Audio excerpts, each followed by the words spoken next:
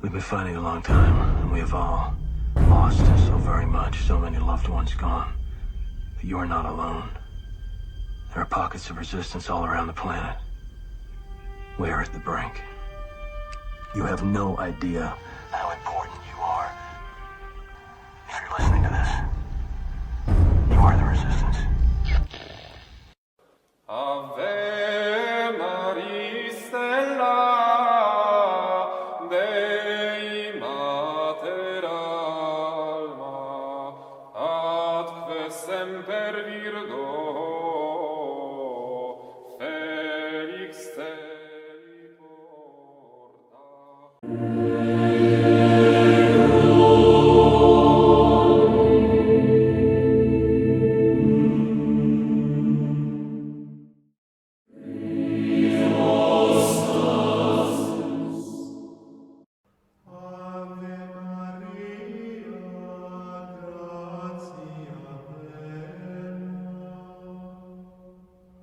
All right, welcome back to the Gregorian Chant Academy, everyone.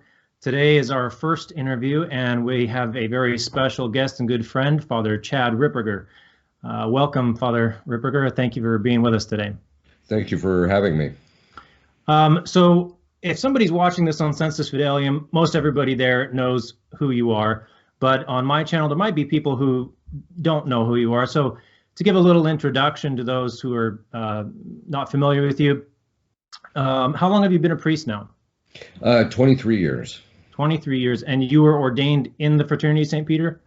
I was, and I'm technically speaking still incarnated in the Fraternity of St. Peter until if the society that the bishops have asked me to get off the ground, if it does get finally established, then I'll be transitioning into it. Otherwise, if it doesn't work out, then I go back to the fraternity. Okay. And how long ago did you become an exorcist? 15 years ago is when I first started. I started doing some deliverance work, blessing of houses and things like that, like a couple of years before that. But the first solemn case of exorcism I had was about 15 years ago.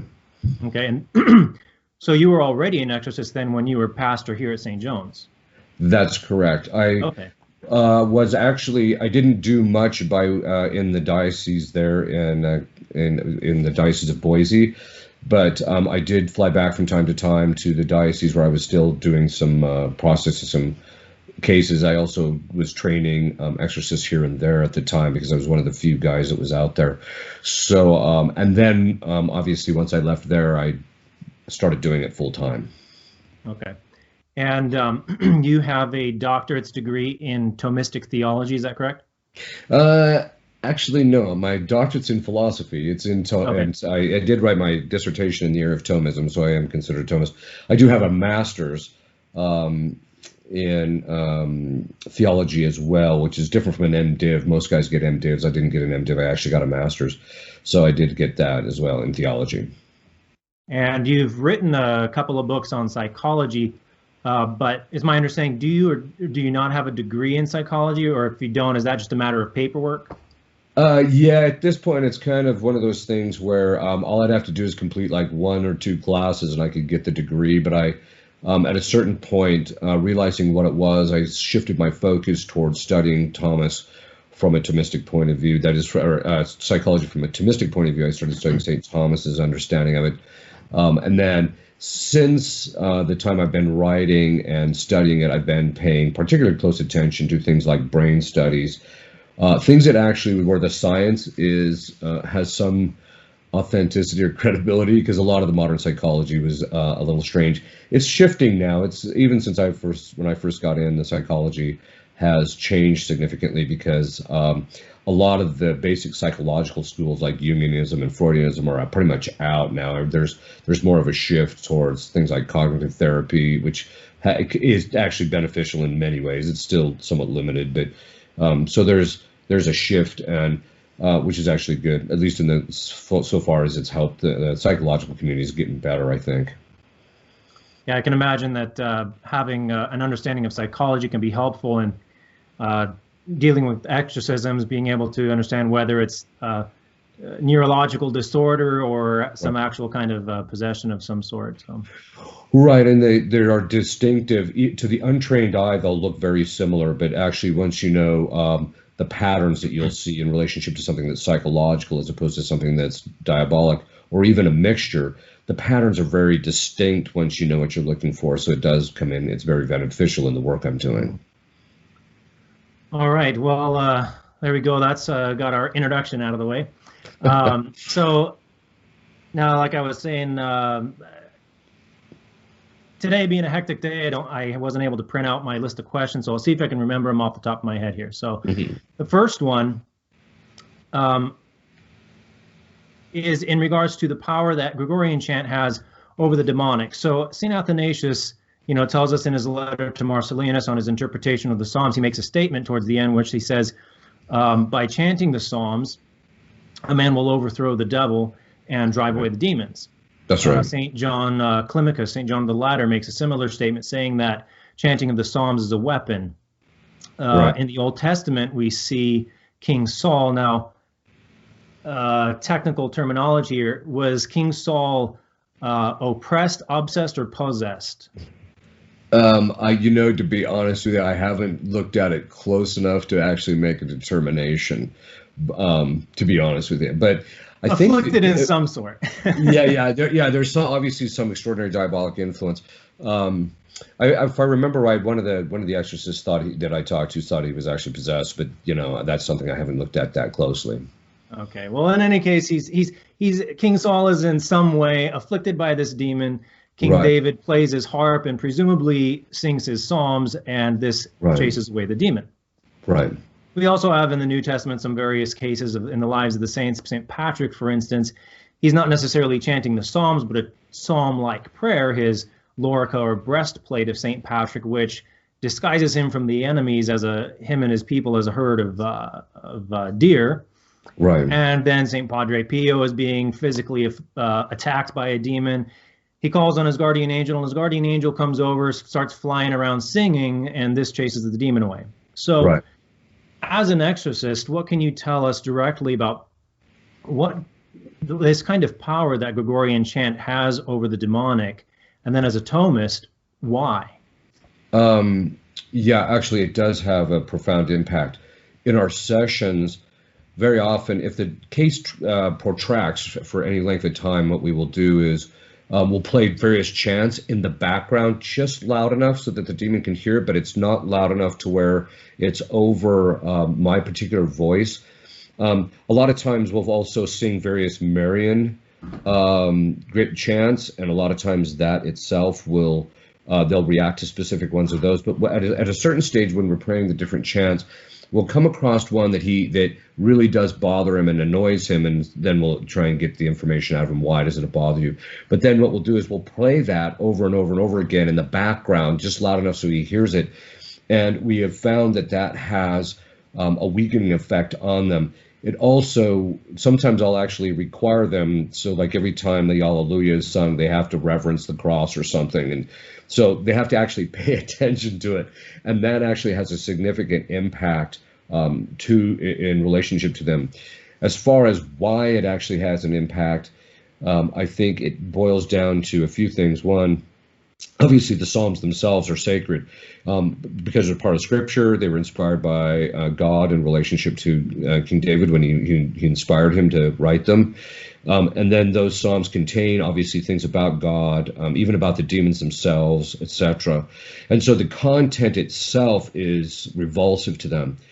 Then when you sing it, you solemnize it. You actually make it more solemn. The beauty of the chant is added to the actual psalms or the thing that you're singing.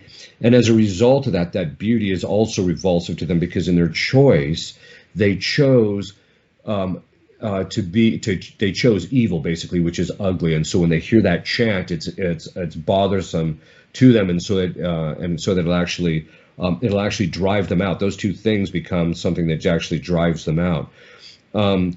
The other side of it is that the chant also, they don't want us listening to it because it actually has an ordering effect for us and our faculties. So the fact that the chant is orderly or rightly ordered also bothers them. One of the things that we do is when people come to us and they want for me to be able to pray with them at some point, a lot of times what we'll do is we'll put people on what we call the protocol, which is basically a series of prayers, but then we also have them play chant at a very low level where they can just barely hear it, but we have them play it in their house all the time. And so what we've found is a lot of times that will drive the demons out. Very similar to what one demon said about bells, that bells actually drive the demons out, especially when the bells are blessed in the old rite. The exorcised bells, that sound, actually, the sound itself is revulsive to them, and it actually drives them out of the air, drives them out of the location. And so we found that playing chant in a low level in the background, not only does it have a calming effect on people because of the orderliness of it as a form of music, but it also then has that effect of driving the demons out. And so a lot of times we've cleaned up houses, or people themselves, once they do these prayers and do that, a lot of times just get cleaned up and we don't have to see them. So it has quite a bit of an impact in our work. Wow. Okay, so then that leads into the second question. I'm trying to remember what the second question was. I actually have them before me. Do you want me to read it for you? Sure, yeah. So the next one is Gregorian Chant falls in the category of public vocal prayer, which is, of course, the lowest of the 9 levels. Yet the Mass and Divine Office, objectively speaking, are 2 of the greatest and most efficacious prayers. There seems to be an apparent contradiction. Let's see. There seems to be an apparent contradiction. How can the Mass and Divine Office be the lowest and highest forms of prayer? Can you clarify this? There is a distinction between the nature of the prayer and the efficacy of the prayer. As to the nature of the prayer, the Divine Office and the Mass are done as a form of vocal prayer, and the reason it's done that, and even in the Old Rite, there's a section where it's done quietly, so it's a form of meditation, and the reason they do that is, even though those are the 2 lowest forms of prayer, is because they want to be able to make sure that it's accessible to all people. So whereas if you have forms of prayer that are much higher, it's going to be much more difficult for people to achieve those, and so they wouldn't be able to have that volitional and intellectual participation or interior participation in those things. So that's the form. So the form is true is the lowest, but because of the nature of what you're doing in the Mass, where you're representing the Calvary sacrifice, but then also in the Divine Office, it's kind of interesting because the Divine Office has some very specific effects that we've seen as exorcists, but because they are the prayer of the Church, and because they are the Mass contains the Calvary sacrifice, even though the form of the prayer is the lowest, its efficacy, because of those other 2 things, is much higher. In fact, the Mass is the highest as far as the efficacy. So that it has to do more with the effect because of these other elements that are actually part of it. And so and this is an important thing to remember because of the fact that a lot of times people don't want to engage in those because they think that they should be pursuing higher prayer. It's so funny because even the saints that reached the highest prayers, like Teresa of Avila and John of the Cross, still went to Mass, still did their office as a foundational aspect. In fact, they always say that the vocal prayer is always a foundation upon which one must maintain one's prayer life, even if one is in the highest levels of prayer, like the transforming or conforming unions. Right. And I in regard to singing the Psalms or singing the praises of God, I don't know how theologically what the theology behind it is, but I remember reading somewhere that St. Hildegard of Bingen believed that Adam and Eve before the fall only sang to God, and then it was only after the fall that they started speaking. That would be interesting. I wouldn't be surprised. Yeah. Yeah. So that being the case, then I think I'm remembering the third question. So how important then is the study and singing of Gregorian chant among lay people, and especially among the young, and what kind of spiritual benefits can come from that? I think there's twofold. I think the first is by especially the younger people, by learning the chant, they learn what rightly ordered music actually is, the structure of it, And as a result of that, it has a habituating effect on their faculties, so that it provides two things. One, it helps them to see right order in music. The second part of it is by that, it also has a rightly ordering effect on their own lower faculties, so that they'll find greater peace in by doing that. So that's just on a formational level. I think it has a great benefit, and I think this is true even of adults. Educationally, obviously, learning chant is also a segue into learning other forms of music and things of that sort. But I also think that the hymns when you learn the chant, you also learn the content of the hymns much more readily. It sticks in your mind, and so it's much easier. I mean, that's the whole thing with phonics, right? That you sing the thing in order to remember it. And I think this helps people to remember, the various Marian hymns, the various hymns or even like when I was a kid, they would chant. We would go to mass and they would have exposition and they would chant the Litany of the Saints, and that helped me to remember a lot of those things. And so it has a great educational effect, I think, just on that level, that it provides, again, that right order, but it also provides a mechanism by which they actually learn various tenets of the faith, various things about Our Lady, also ways of praying in a certain sense, because the chant is a form of prayer, and so it helps people to learn how to pray as well. Yeah, and St. Ambrose, of course, used that as part of his catechesis, writing his hymns in order to teach the faithful the catechism of the church. Right, exactly. And it also, historically too, the church would also encourage the lay people to learn the common parts of the Mass too. So they could pray the common part, they could sing the common parts under certain circumstances, but also just even like, and when you go do the like the processions, doing processions, with the Blessed Sacrament or on certain feast days, knowing the various hymns and stuff helps the people to enter into the that feast in a much more, in a better fashion than they would if they were just sitting there idly listening.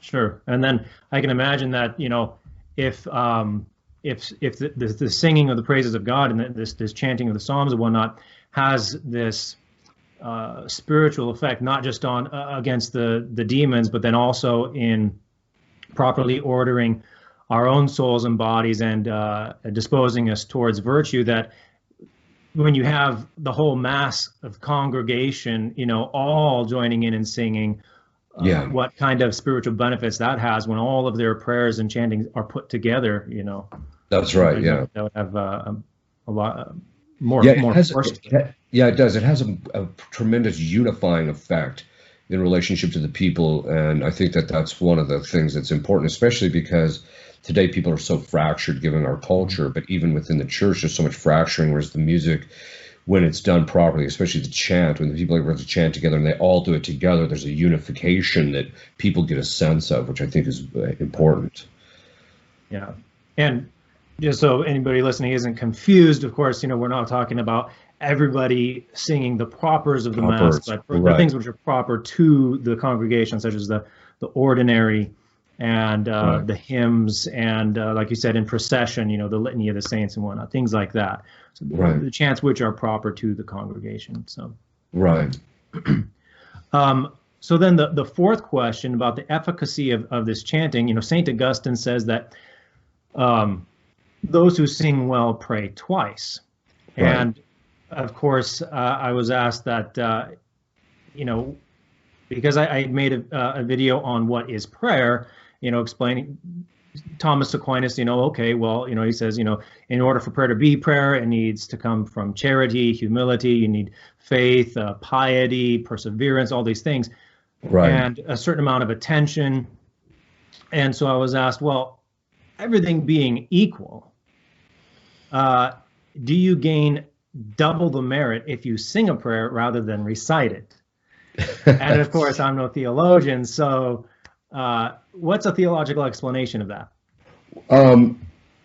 Okay, first let's presume all the things are being equal, obviously. So we're presuming that you're saying it with the same devotion, the same attention, and all that you would normally would. It's kind of funny because throughout history, as you know, that line from Saint Augustine that he who sings well prays twice, that has been so often repeated. I don't know if anybody's ever really given an analysis about, how much does it really add? To be honest with you, my own thoughts on it is it really depends on a few things. So obviously, the efficacy of our prayer is based upon partly the interior dispositions, but then there's the exterior, the execution of it. And this is something I kind of go into in my article on the merit of a Mass, that the externals actually have a direct contribution to the merit that the prayer can actually have. And so if we surround our prayer with the right kinds of merit, in this case it was the Mass, but we can also say this with chant. So the chant, depending on the solemnity of the chants, because as you know, there's different solemnities of the chant. Right. There's also, because some chants are more solemn than others, there's also some are more ornate than others, etc. So I think some of the qualities can change how efficacious it is. I think that in St. Augustine's mind, though, what he was really trying to do is it's not just in the external singing, although I think that plays a role. So different chants have different degrees by which they're going to merit. Ultimately, we don't know. God would have to, reveal it to us in some way or show it to us. But I think what St. Augustine was really showing is that this external, by the person singing this external solemnity, that and they're intending to do so, that the efficacy of their prayer is, in a certain sense, it's doubled because of the fact that it's not just the prayer now it's this solemnity to add. So there's this additional thing. And so I think that's kind of the mind behind it. And so, I mean, it's obviously not an exact thing that, I said one Hail Mary, so now it's worth 2 Hail Marys. It's not quite like that. Right. But I think it is, but I do think it obviously adds significantly to the efficacy of the prayer that a person says. In this particular case, like the Mass and the various chants. Sure. Okay. That makes sense. Yeah. I wasn't quite sure how to answer that myself. I thought, man, I think it just kind of depend on a whole bunch of circumstances, and because for instance, I mean, in one circumstance you might gain more merit by singing it, but it, might be the wrong time and place. Right. Exactly. But that makes sense too. Joining the internal to the external in a more solemn form than Right, which I think singing helps us to do, right? I mean, singing does help us to more voluntarily and more easily enter into the external execution of the prayer. So I think that's one of its real benefits. And it makes it more delightful, I think, ultimately, too. Yeah. I can see how, if somebody may not be drawn and interested to prayer, but when you offer, a beautiful form of music, just like somebody may not want to go to Mass, but when those the externals are beautiful, it gives a little bit more of an incentive. It draws them into the prayer, and I think the chant can do that too. Right, I agree. Yeah. So the final question seems a little bit off topic, but among the religious orders, those who are most devoted to the celebrating the fullness of the liturgy and the singing and composition and transcribing of the chant are the Benedictines. And the Benedictines are also the ones who have given us this great sacramental medal, the Saint Benedict medal. As an exorcist, what can you tell us about the power and influence and protection this medal can provide for us? There's different levels to it. The first is by the reason why it's actually efficacious is because of the blessing that the Church gives to it. Is actually there's an exorcism and a blessing that's included in it, and you actually are asking God through this blessing to cause the demons to flee. So it's as a sacramental. The blessing is specifically ordered towards that. In theology, we say prayer begets what it signifies, which basically means what you ask for is what you're going to get. So if you have this blessed in the old rite, which is it's so long, a lot of priests don't like to do it because it takes close to 10 minutes to bless one, right. Which is why I try and do a lot of them at once. But that blessing what you're going to ask is what you're going to get for it. And so it has that prayer when you have the sacramental, the demon, when he sees that, knows the full context of the prayer that's said on that, and he knows it, and so that itself has an efficacy. And then, of course, it contains characters and letters, etc., that are also a reference to a desire and a prayer, basically to drive the demons out. So that's that's why it's efficacious.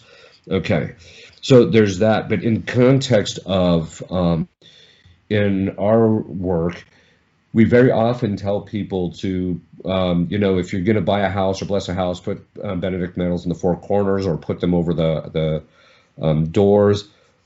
We found that to be efficacious to keep the demons kind of out of people's houses, especially if they've had problems in the house in the past. I suppose you could say if you have teenagers, you'd probably want even more. But I think that.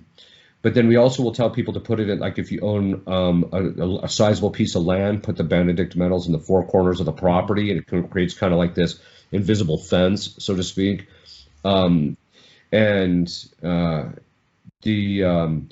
we also use them in during sessions. So my goal eventually is to get a chair made of Benedict, the whole chair just made of only Benedict medals, and so that forcing the person or the demon to sit on the chair, would drive him nuts. But eventually, at some point, I'll get around to doing that. It's actually not that difficult of a thing to do, but it's just a matter of time.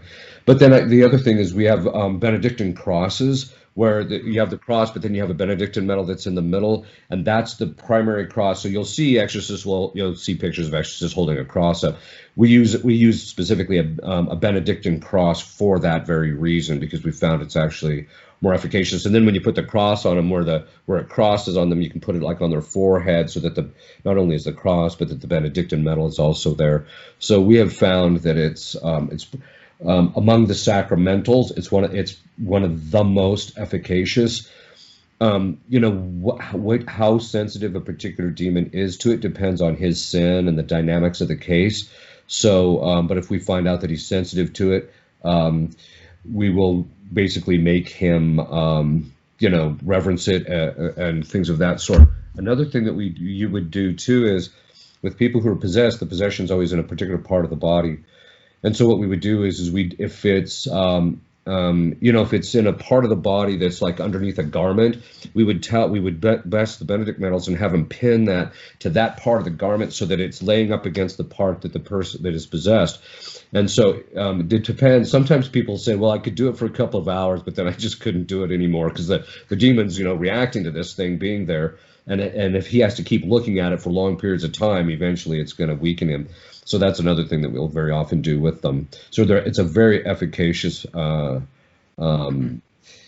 sacramental. I really do recommend people always have one on them at all times. Sometimes you can even get rosaries made of them. Yeah, I've seen that where every single bead on there is a Saint Benedict medal. Yeah, those are awesome. I like those. Yeah.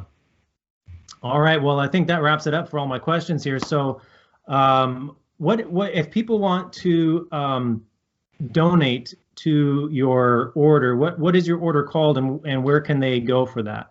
It's called the Society of the Most Sorrowful Mother. You can just go to our website, which is dolorans.org, which is DOLORANS.org. And we have a variety of different ways in which they can donate. Right now, our main thing that we're trying to raise money for is we're raising money for a chapel. We think we might have secured most of the donations, but at this point, the main thing that we are now trying to raise money for is decorum on the inside, so that we can have, even though the structure and everything is classical style, it's neo-Gothic basically is the style, because we can't do full Gothic because we don't have that kind of money. But it's going to be high vaulted ceiling and the whole bit. But but now at this point we're just any further money that we raise will go towards beautification of the interior of the chapels. So if people would like to donate, we would be very appreciative.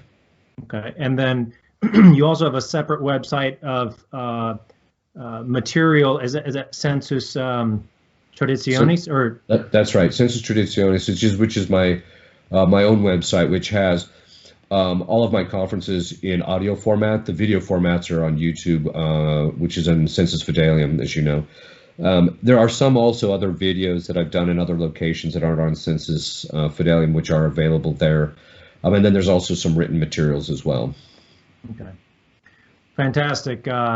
Happy belated Feast of St. Thomas Aquinas, by the way. Yes, which was yesterday. Yes. As we close here, would you mind giving us a blessing? Sure. Benedictio de omnipotentis, Patris et Filii et Spiritus super vos et manet semper. Amen. Thank you very much, Father. You're welcome.